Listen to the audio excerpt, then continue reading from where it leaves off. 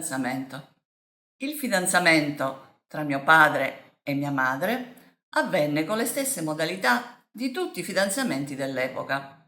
Le ragazze più sveglie e intraprendenti adocchiavano il prescelto durante la passeggiata pomeridiana o alla messa la domenica e, dopo aver preso accurate informazioni, se lo stesso passava l'esame, veniva attirato con occhiate e qualche sorrisetto alla messa, dove era consentito guardarsi e civettare un po'.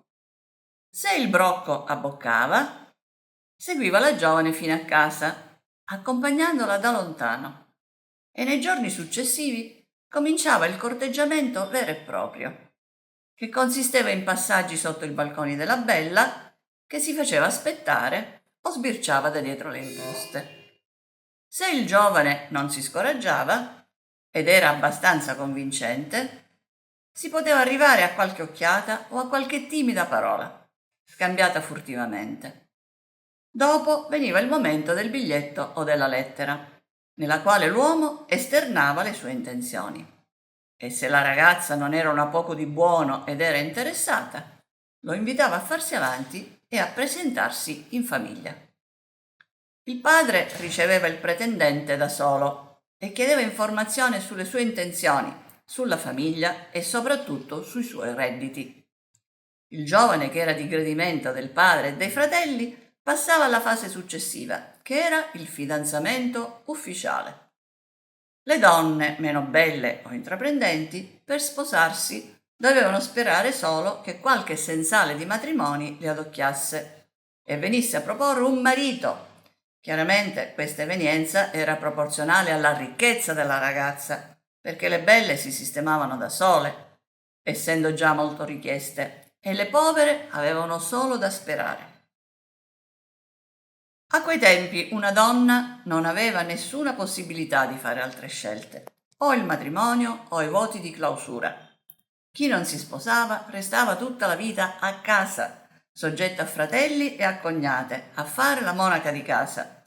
Di studiare non se ne parlava proprio, che inoltre si era messa anche la guerra a far chiudere le ragazze in casa per paura delle violenze dei soldati. Mia madre non era né bella né sfacciata. Inoltre la vita ritirata e mortificante che conduceva non la metteva in condizioni di trovare marito. Così a 25 anni era ancora a casa e per l'epoca era già una donna finita, troppo vecchia, troppo sciapa per suscitare l'interesse di qualcuno. Mio padre arrivò nel paese di mia madre con un incarico pubblico di prestigio e siccome non era più di primo pelo, cominciò a guardarsi intorno. Il suo lavoro lo portava a conoscere tutto il paese e visto che si era fatto tempo di mettere su famiglia, cominciò a dar voce in giro. Un sensale gli parlò della più ricca signorina del paese. Era un po' passata, aveva un bel paio di baffi e le gambe devastate dalle varici, ma aveva tante terre al sole che la rendevano bellissima. Per un po' di tempo mio padre cominciò a corteggiarla alla messa, ma quando si presentò dal padre le cose non filarono lisce e questo fidanzamento saltò. Allora il sensale propose una seconda scelta. Certo non era ricca come la prima, ma era pur sempre a figlia don Cinieri. Anche in questo caso mio padre andò alla messa a fare il sopralluogo ed avendo mia madre passato l'esame, poco dopo ricevette la visita del sensale che proponeva un gran matrimoniunippa signorina.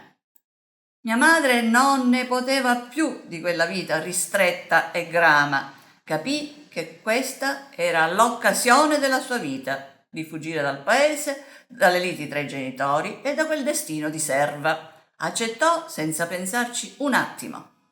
Si fidanzarono ufficialmente con una gran festa, che tutto il paese doveva sapere, il gran matrimonio che faceva la figlia dell'ingegnere. Si scambiarono i brillanti di fidanzamento e mio padre, in segno di fiducia, portò il suo adorato cane da caccia a casa di mia madre, che dovette badarci.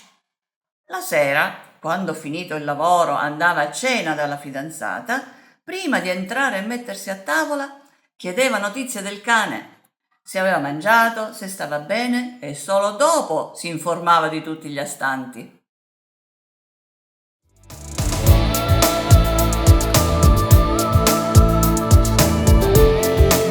Lo conosci tu bene?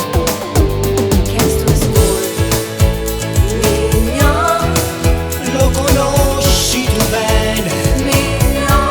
L'Italia senza la Sicilia non lascia alcuna immagine nell'anima.